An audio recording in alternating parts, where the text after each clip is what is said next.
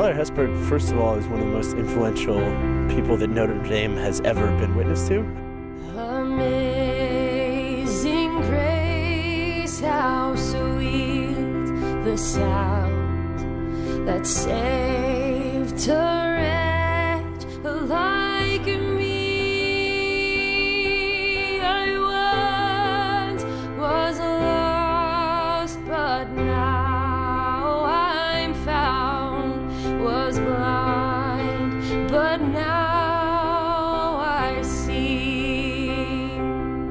When many think of God, country, Notre Dame, one man comes to mind. Father Theodore N. Hesburgh, CSC, the longest-serving president of the University of Notre Dame. He shook hands with 4 popes, 9 presidents, and most importantly to him, thousands of students. He would just kind of go on about his incredible experiences, and then we'd smoke a cigar with him. And no one will forget his impact here on Michiana. Nobody who ever walked the streets of South Bend could forget Father Ted driving around in his little Ford Mustang, giving a wave to everybody he saw. Today, it's Michiana's turn to celebrate and remember a humble life and a historical legacy. You almost felt like it was a father figure passing away. ABC 57's special coverage, Remembering Father Theodore Hesburgh, begins right now.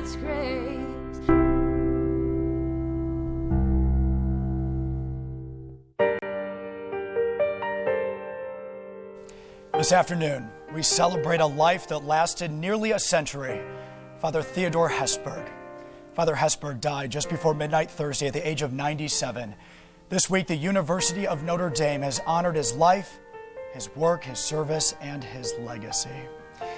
This is a live look outside the Basilica of the Sacred Heart on the campus of Notre Dame. In about 15 minutes, the funeral mass celebrating the life of Father Ted will begin. The funeral is closed to the public. Those in attendance will be by invitation only. Students, staff, and folks from all around Michiana have been stopping by the grotto to pay their respects. Here's a live look at the grotto right now. If you look very closely, you will notice dozens of candles are lit, some of them spelling out the name Ted. Today, March 4th, 2015, will be one of the most emotional days in Michiana history. We interrupt your scheduled program here this afternoon to bring you the funeral mass of Father Theodore Hesburgh. Thank you for joining us. It is truly an honor to be with you here this afternoon. I'm Brian Dorman. We are joined today by my colleagues Rachel Brown live for us at the Performing Arts Center on campus, and Drina Sentliver live on the procession route near the Basilica of the Sacred Heart. And Stephanie Johnson is live at the grotto where Father Hesburgh will be laid to rest hours from now. And we will, of course, have live video and sound of Father Ted's service.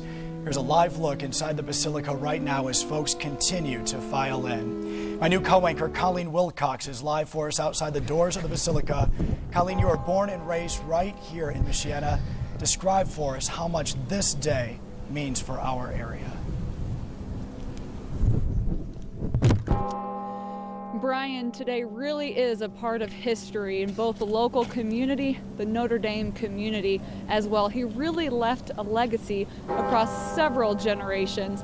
If you want to go ahead and look at some video, we have some big names, some dignitaries here on campus today to pay their respects. Former President Jimmy Carter and former First Lady, as well as the former Secretary of State Condoleezza Rice, are all on campus or heading to campus later today. As you know, the tribute is at 7:30 and several of them will be speaking.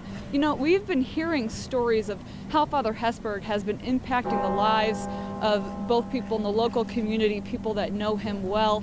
And I think that's why we're really seeing a lot of people here on campus today. Everyone from students to alumni to priests, really people all over the country. And I want to show you right now, this door behind me, the Basilica of the Sacred Heart, is not actually an entrance into the funeral mass. People are entering on both sides and on the other side of the building. But we're told following the funeral mass, those doors will be open, they will be coming in. So of course, Brian, we'll have a lot more coming up. All right, Colleen Wilcox, thank you very much, live at Notre Dame for us. An honor to share this news desk here this afternoon with Father Dale Rybicki, a priest of Corpus Christi Church right here in South Bend. Thank you for being here with us today. My pleasure, we certainly Brian, appreciate it, Father. Father will be with us throughout this funeral mass this afternoon. We would like for you to share a little bit about yourself and your favorite memory that you had with Father Hesburgh. Well, I am a local product, much like Colleen, and born and raised here. I've been ministering here for about 30 of my 36 years as a priest. And so I've had many privileges to be part of this community and to work with the Holy Cross community as well. Being a diocesan priest myself, it puts me in a little bit different relationship with them, but nonetheless, they are fantastic men. They are great co-workers. And I remember one time there was a part in our history where the Holy Cross community would invite the diocesan priests in the area to dinner once a year and then take us to a ball game and whatnot. And having dinner one night at Corby Hall, where most of the Holy Cross priests and residents there have their dinner. And we find then that there were a couple of open seats, and one of the evenings Father Ted just came and sat down and joined like everybody else. And it is that sense of being somewhat in the middle of I guess, a clerical royalty in a sense because of his great name, his reputation, the great service of his work for the church. But for him, he was just another guest at the table at dinner that night. And that's what we hear throughout the week, just so personable, so humble with all of his accomplishments. And Father, this was Father Hesburgh's wish, of course, to have a traditional Holy Cross funeral mass. For many, this will be their first time seeing a Catholic Mass. As we look live inside the Basilica of the Sacred Heart, Father, explain for us what we can expect with this special service this afternoon. Well, essentially, the rite that you'll see this afternoon follows the same funeral rite that any Catholic would receive.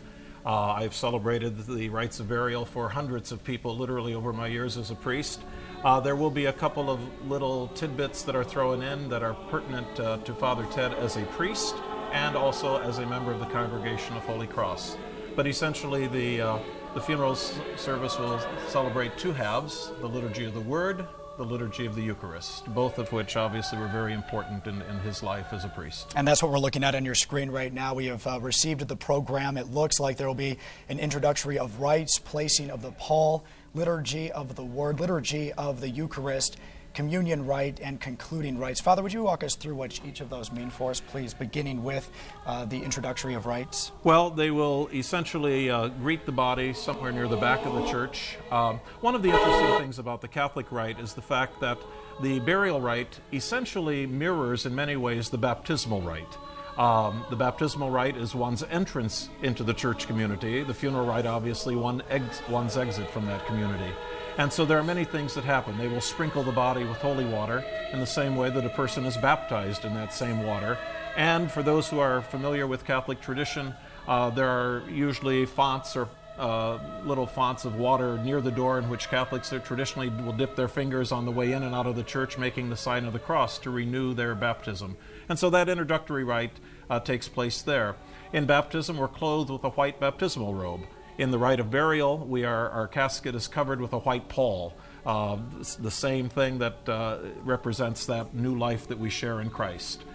They will probably, in all likelihood, place the book of the Gospels upon Father Ted's casket, which is common for deacons, priests, and bishops who have been entrusted as proclaimers of that word and preachers of the word. And they will also place a cross, the same cross that he received when he made his profession, and they'll place that on the casket as well. So it's a very simple rite. And what kind of, what will we hear today as far as readings go? Maybe some of the hymns today. Here are some of the readings on your screen, the order in which we will hear them today. Well, it's very interesting. I don't know if my guess is that perhaps Father Ted had a hand in picking these himself a little bit.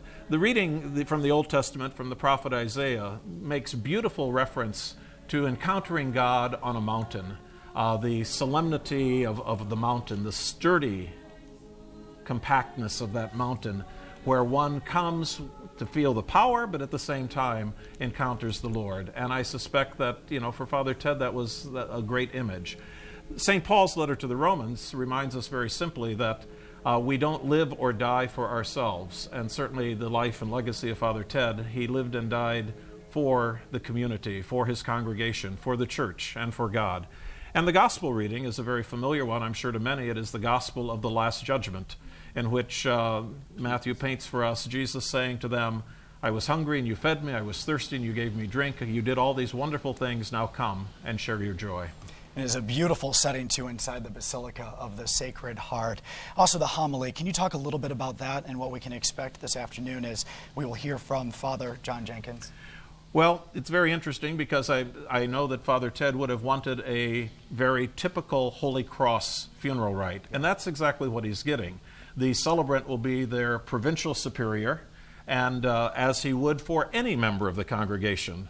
And the homilist, probably hand-chosen here, is Father Jenkins, as one of the successors, obviously, to Father Hesburgh in the role as president of the university. And I think we've seen over the years, and particularly in the last couple of days with different references, that Father Jenkins felt very much that Father Hesburgh kind of took him under his wing and nurtured him along in this role, because it's not an easy role to be president of the university. Now, how Father Jenkins chooses to reflect on that, we'll have to wait and see in a few minutes. Certainly looking forward to that. So much insight on the Mass for today. Thank you so much. And also, as we talk about the funeral Mass, the processional will be just as important. Will take place outside the Basilica. Everyone, of course, will walk down Holy Cross Drive to St. Mary's Drive and do Holy Cross Cemetery. And here's a live look for you where the processional will begin. This is right by Columba Hall. This hall actually not owned by the University of Notre Dame, instead by the Congregation of Holy Cross. This is where retired priests stay on campus. And here's a map of the route so you can get a better idea of where to line up if you would like to attend. The public is welcome to line up along this route on either side. I would suggest leaving now, of course. It will be expected to be quite the crowd gathered there on campus. The procession will end at Holy Cross Cemetery. We are now going to check in with ABC 57's Rachel Brown. Rachel, good afternoon to you. Yeah, Brian, good afternoon. A somber feeling here this afternoon as a small group of people have come by to bid farewell to Father Theodore Hesburgh. I also want to take you to Father Hesburgh's wake last night at 7:30. This is a look inside as hundreds paid their respects to the late Notre Dame president. Reverend Edward Malloy, who succeeded Father Hesburgh as president, delivered the homily. He talked about a recent conversation with Hesburgh, where Hesburgh said he had begun to think about eternity. And I recognized at that point that he knew that he was going to die soon, and that he was full of utter gratefulness for his life and all the gifts that he had enjoyed along the way.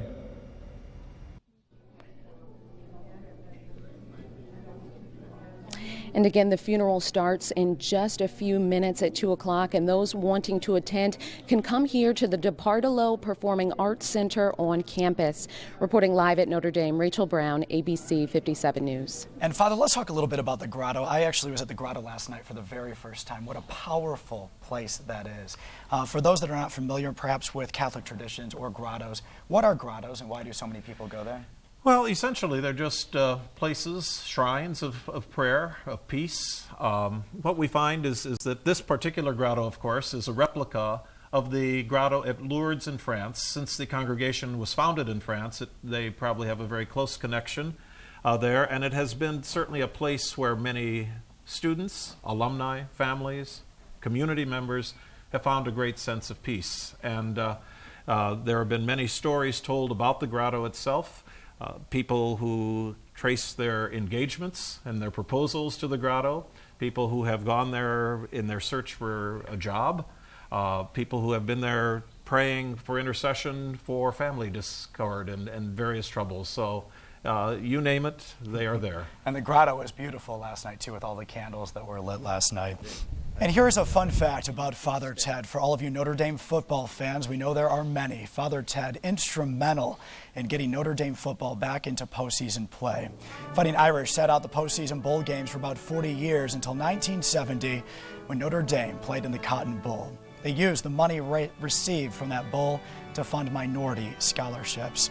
It truly has been a privilege this week to hear from you, the viewer. Over the past 5 days, you have shared your thoughts and your memories of Father Ted. Tonight, our staff put together a special tribute to the hymn, Holy, Holy, Holy. Take a look. Holy, holy, holy. He's a towering figure for the history of Notre Dame. But he's very simplistic. And he set Notre Dame on the path to the place it is today, and we honor him for that. When we came to campus, he was here to welcome us. You almost felt like it was a father figure passing away. Holy, holy, holy. He would always say, "Oh, we're so glad. Thank you for coming. Thank you for coming." It's because of the vision that he had that this was more than just another Catholic college, but it was the Catholic Research University, and he built that.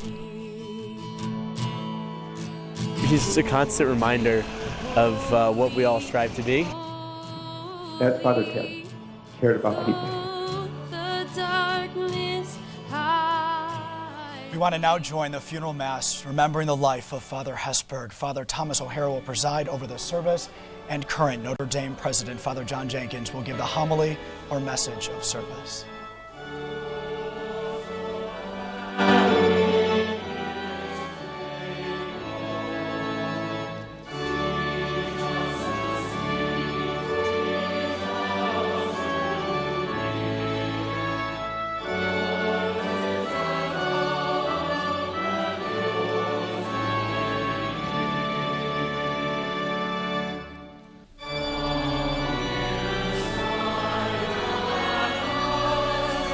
And Father, as we get ready for the service to begin, take us through this moment. I know you were sharing some moments with me while the microphone was off. What are we seeing here? Well, this essentially is the entrance procession, and you can see the many celebrating priests. The vast majority, I know, are members of the Congregation of Holy Cross, friends of the university as well. I suspect there are also some other local priests who had a contact and knew Father Ted. Certainly a wonderful turnout of priests. Toward the end of the processional line, we can see a number of bishops who have joined as well, and 2 cardinals just walking ahead of Father O'Hara, the provincial. So as they come into the sanctuary, they reverence the altar by a simple act of kissing the altar as a sign of respect, as the altar does represent Christ and the sacrifice that he offered. And as soon as they get into place, then the rite will begin. You could see just briefly in the one shot, the casket of Father Ted is still in the entranceway of the basilica, and so it is there that they will begin the service as they welcomed him once into a church at his baptism, so now they will welcome him to church for the final time today. And let's talk about the setting inside the Basilica of the Sacred Heart. What a beautiful church. It is certainly probably one of the foremost places of worship in the local community for sure, and for miles around. The Holy Cross congregation has taken great care to take care of it, and certainly a lot of that was under the direction of Father Hesburgh under his presidency, and more so even Father Malloy under his presidency as it underwent a couple of renovations. And if you're just joining us here this afternoon, obviously we are watching what will be the beginning of the funeral, honoring the life of Father Theodore Hesburgh. The voice you are hearing is the voice of Father Dale Wright-Bickey, with the pastor of Corpus Christi Parish here in South Bend. Let's listen in now. the grace and peace of God our Father,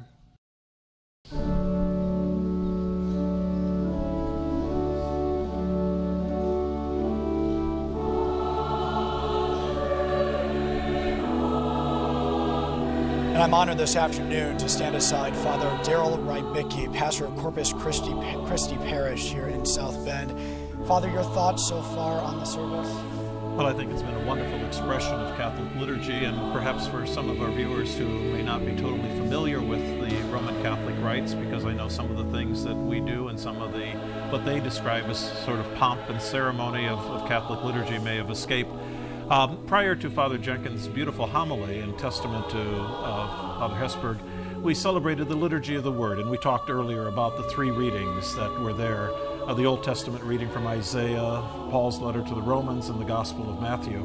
And afterward, then, we moved to the Liturgy of the Eucharist, basically the second half, and the gifts were prepared and placed upon the altar. And in the Catholic tradition, through the Eucharistic prayer of the Church, the gifts are transformed according to Christ's promise in the Gospels into his body and blood, which now we've gone to distribution of Holy Communion, and the faithful who are in attendance in the Basilica will have the opportunity then now to receive the Eucharist. Father, your thoughts on Father John Jenkins' remarks this afternoon, saying he was first and foremost a priest. A priest built a bridge between human beings and God. Went on to say, we love you, Ted. We now command you to the God that you served as faithfully. We will miss you. Well, I think there was just so much richness to those remarks, and it truly came from the heart. I think, as we talked earlier, one who really felt mentored in that position as president of the university by the one who held that position longer than anybody else. And it's very true. Father Hesburgh was first and foremost a priest, and he took that vocation extremely seriously, and very much so that, as Father Jenkins alluded to, Father Hesburgh hoped that he would be able to celebrate Mass on his very last day of life, and he had done that earlier in the day. The celebration of the Mass, the being able to bring the Eucharist and make Christ present in the world, certainly stands at the foremost of the role of a priest more than anything else. And during these moments, the moment of communion here, I just want to share with you Father Ted's final reflection. And Father, please listen closely here. I'd like for you to weigh in afterwards. These are the words, friends, of Father Hesburgh. I would like to close on a very personal note, which I trust you will indulge me. Over the years, I have stood at the graveside of many of my university colleagues and have contemplated the quiet nobility of their lives. So today, and unselfishly given to the higher education of young men and women, someday, some of my lifelong associates will stand at my graveside. At that time, I would be greatly honored if they should say, well, we worked together for a long time. We didn't always agree, but that never bothered our friendship or our forward march. At least he was fair and tried to make the place better. Now he can rest in peace. I'm not anxious for that day to come soon, but when it does, I would settle for those final sentiments. And among us, who would ask for more? The respect of our colleagues is quite enough. Assuming God's blessing too, we won't get one without the other. Father, your thoughts on Father Hesburgh's Well, words? what a wonderful testament to the way he lived his life and the way he met so many challenges head on. As Father Jenkins said so beautifully in the homily again, he was not a man to back away from a challenge. His idea was to make the decisions that were right. And sometimes that sets you at odds, even with some of your closest friends and colleagues. I'm sure within his own community, within the university setting, and certainly as we heard this afternoon, against some of the people who led our country and didn't agree with some of his feelings. And so, but to be able to come, it reminds me a lot of St. Paul as he was in prison and on his way to Rome for his eventual martyrdom, looking back over his life as an apostle and as a proclaimer of the word, saying, I have run the race, I have fought the fight, I have kept the faith. And, I think in many ways that's what we all hope to be able to say at some point as we come, recognizing our own mortality to the end of our life. Can we say that we have run the race and kept the faith? The start of the procession here, the hearse driving by Columba Hall. We are inching closer and closer here to Father Hesburgh's final resting place of Holy Cross Cemetery. Behind the vehicles, no doubt family there as well, perhaps some dignitaries. We have all of the folks from inside the church that are walking behind the hearse leading up to the cemetery. Father Jenkins also talked about the fact that Father Hesburgh was able to celebrate Mass last Thursday morning at 11 o'clock and then talked about his death, saying that by evening he was struggling to breathe, he was surrounded by family and friends, and that he passed quietly before midnight. So we were learning a little bit more about the final moments there of Father Hesburgh. It certainly would have been the way that he wanted to go, and I think in many ways the way that he had hoped to go and perhaps even dreamed to go. That he would have the opportunity to do what was so important to him and to celebrate Mass, because that is the greatest essence of his priesthood. When you talk about building the bridge, and again in our Catholic tradition, where it is the priest who makes present Christ to his people in his body and blood, soul and divinity in the Holy Eucharist, that's where you're building the bridge. That's where you're making those connections. That's where God and the people are meeting each other. and the priest plays such a significant role in that. Well, let's talk a little bit about legacy. You know, we hear that word, and it's been thrown around all week long, of what Father Hesburgh will be remembered for. And boy, if we went down the whole list of the accolades, we'd be on TV until 11:30 tonight. I mean, it's just to list individually each of his honorary doctoral degrees would take you that long. What are your thoughts? I mean, obviously you have the civil rights. I mean, he was such an advocate for equality for all. We had the inclusion of women on the campus of Notre Dame, the vision for Notre Dame, and growth. We talked so much today, Father John Jenkins did, about growth at the university from day one for Father Hesburgh until the time that he stepped down. It was amazing. Well, you know, I'm probably going to go out on a far limb here and go somewhere where I probably don't belong. But my guess is that in all of that, all of those things that have been said, all of those remembrances, all of those accolades, those didn't mean that much to this man. You know, he took them in stride. He accepted them humbly. He did what he felt he had to do. And I think in his mind, one does not get rewarded for doing the right thing. One does not get rewarded for doing what ought to be done. And so, you know, whatever honors came that way, whatever reputation he got, certainly stands as, well, this is what I'm supposed to do. This is what God put me here to do. I can't be blessed and rewarded for just doing my job. Yeah. All right, we are told now that the ceremony is beginning. We want to listen in now at the ceremony there at Holy Cross Cemetery that is now underway. Let's listen in, friends. And Colleen, we noticed Senator Joe Donnelly, Digger Phelps, Lou Holtz were all in attendance. Anybody else that you noticed leaving the church there headed to the cemetery this afternoon? We saw first his family came out, Father Hesburgh's family, extended family, a pretty large family actually, close family and friends. We saw some local mayors. I heard Mayor Wood was here, but again we did see Donnelly walk by as well. A lot of Notre Dame officials and their families were in attendance as well. And Colleen, it's one thing to stand here inside a news studio and to watch this. I just have to ask, you know, what is it like to be there outside of the church? I was there last night, just seeing all of the folks ushering out of the church and heading to the ceremony. It has to be one thing to be standing where I am and another to be in your shoes this afternoon. Yeah, I think I said this earlier, it really does feel historic, something that a lot of us are going to look back and talk about, and a lot of people I overheard talking about how they're just glad to be on campus, whether they could actually go inside behind me, whether they went to any of the ceremonies that are offered on campus. I think people are just really excited to be here and to be a part of the final goodbye. All right, Brian. Colleen Wilcox, my new co-anchor, live on the University of Notre Dame. Colleen, thank you. And Father, as we finish up here our coverage, we only have a couple of minutes left. I just want you to have the final moment to reflect on what we saw together here this afternoon. Well, Brian, I think more than anything else, we've seen a celebration of a life well lived, one who had a firm purpose of belief and allowed his life to be guided by those beliefs, and in spite of whatever consequences might come. And what a testament that is, particularly to our young people today, as they move forward in their life, to make sure that they are guided by a set of beliefs, and that they're not going to be one way today and another way tomorrow. To be firm in purpose, but to be firm in faith, to be firm in service. I remember a number of years ago when former presidents gathered together in Philadelphia for a summit on service. And then President Clinton said, Americans need to learn that the price of living here is service.